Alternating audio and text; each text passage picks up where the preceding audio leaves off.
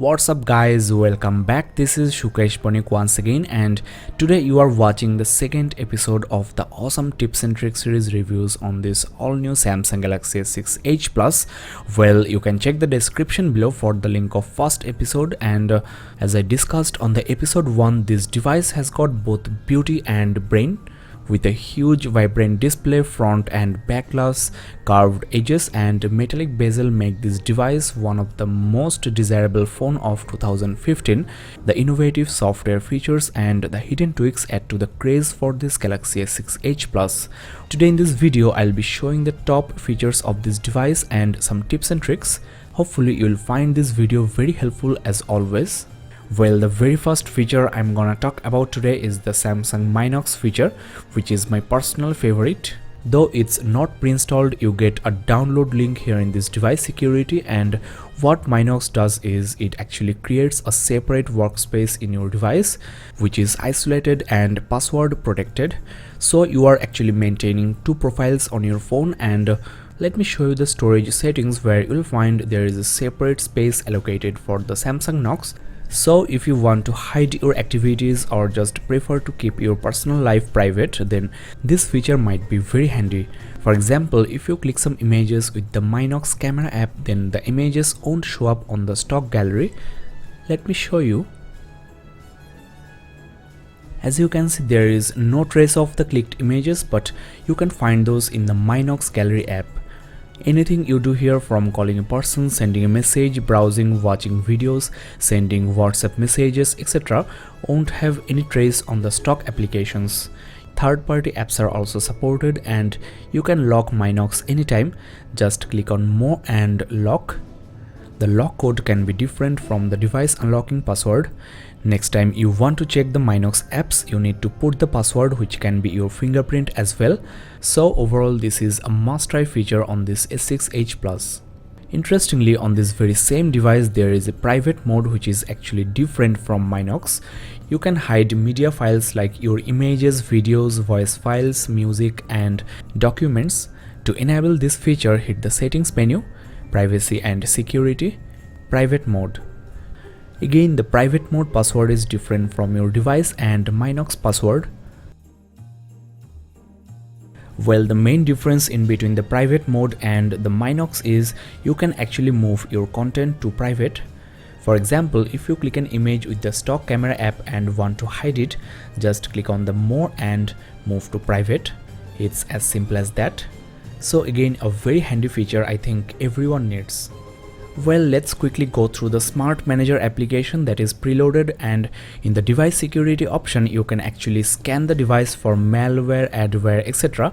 So it's nice to have a system security software that is embedded into the interface. No need to rely on third-party apps, and you can also manage the RAM on this device, which is of 4 GB, but because of the demanding TouchWiz interface, the free RAM is around half to 1 GB, so you need to actually clean up the RAM now and then. Well, 867 MB has been cleared. Well guys, in the episode 1 of this video series, I did mention that this 5.7 inch screen size might not be that easy for one-handed uses, but Samsung has taken some measures to make it more user-friendly. Just triple tap the home button and shrink the whole display to your right or left, and use it with your one hand. So when you are standing on a crowded bus or train, or just walking down the street with a bag on the other hand, then use this feature. And interestingly, there is also one-handed input. That is, without reducing the screen size, you can shrink the input area, and this works in the dial pad, in the in-call buttons, on the Samsung keyboard, and also on the calculator, unlocking pattern, etc. So writing with one hand should not be a big issue now, and let me show you how to enable this feature. Just go to the display settings, then one-handed operation, enable one or both if you wish. Well, to make the screen more user-friendly, you can take the help of the assistant menu. This is a floating icon with all of your frequently used options like the notification center, the recent applications, and all of these just under your thumb. You can even manage to get a cursor on the screen, which will be great for presentations, and you even get a magnifier.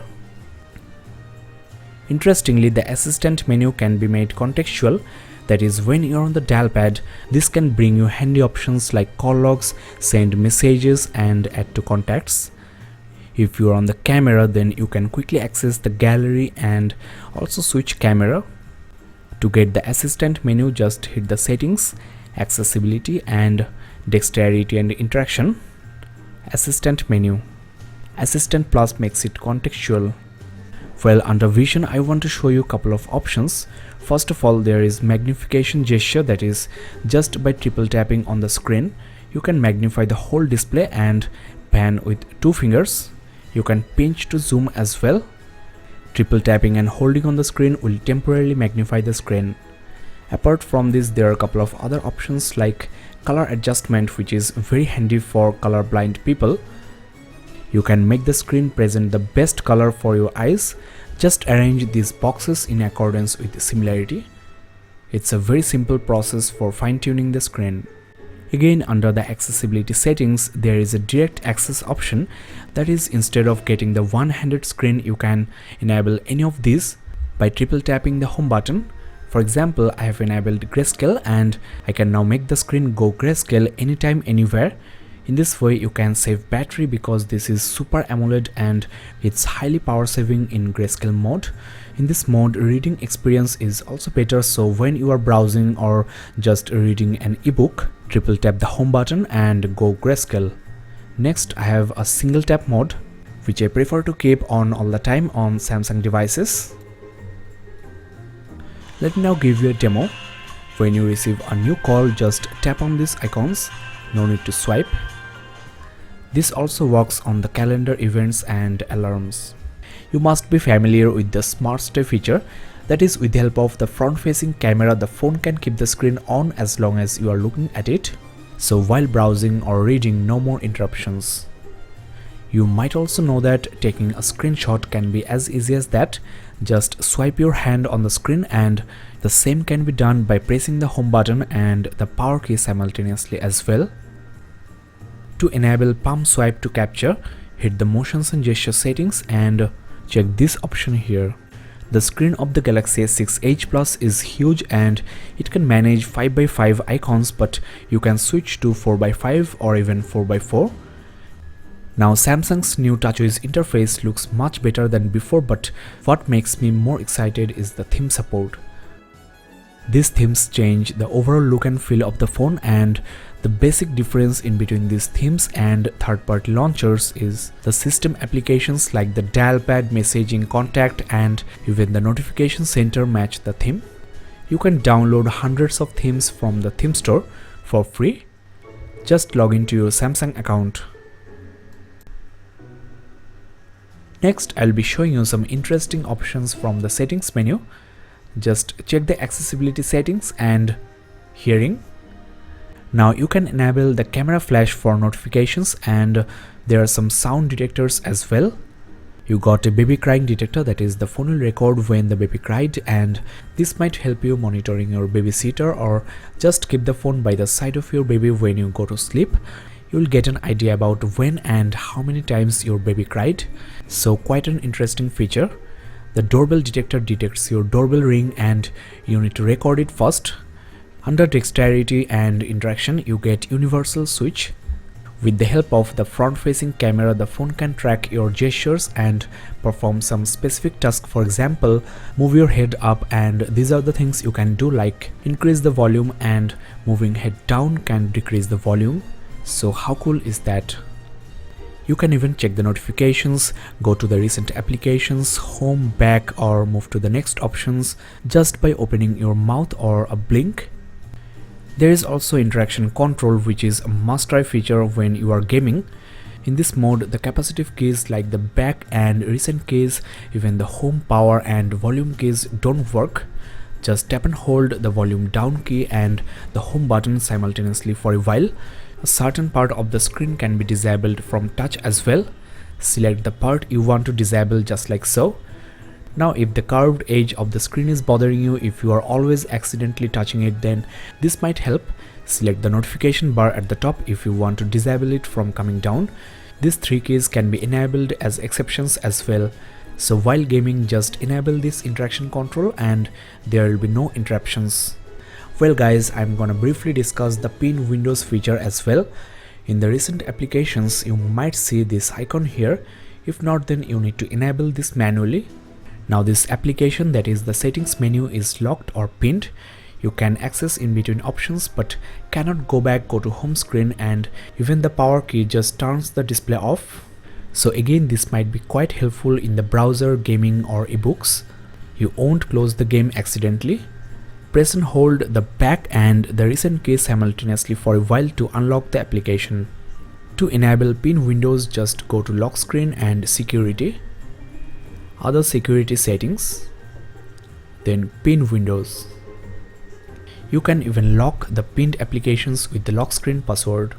To make the most of this huge screen, just split the screen into two and run two applications simultaneously side by side. This is the best way to multitask, and for taking notes there isn't a better way.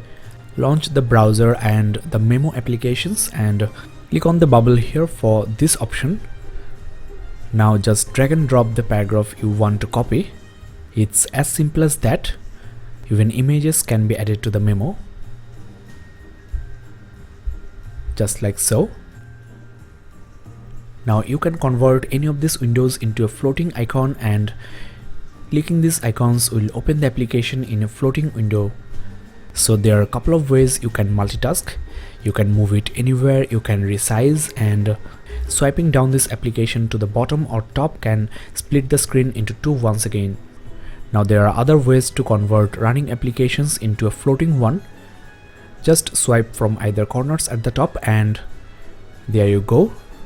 A maximum of 5 floating windows can be launched at once, and a press on the home button instantly minimizes these into icons.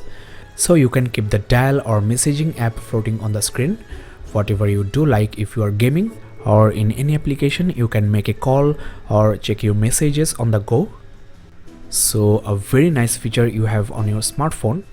Now there is basically another way to get these pop-up apps. On the recent app list, just press and hold on the compatible ones, that is with the split screen marking. You get the application in a smaller window. So if you are on the browser and need the calculator, just add it to the recent list and open it right away. Well friends, this is the end of episode 2. Episode 3 is on the way. If you think my videos are worth watching, if you find my effort really helpful and also don't want to miss the 3rd episode, then please subscribe to my channel. You can check the description below for more interesting videos and of course the first episode of this video series. Thanks a lot for watching, keep in touch and see you in the next review.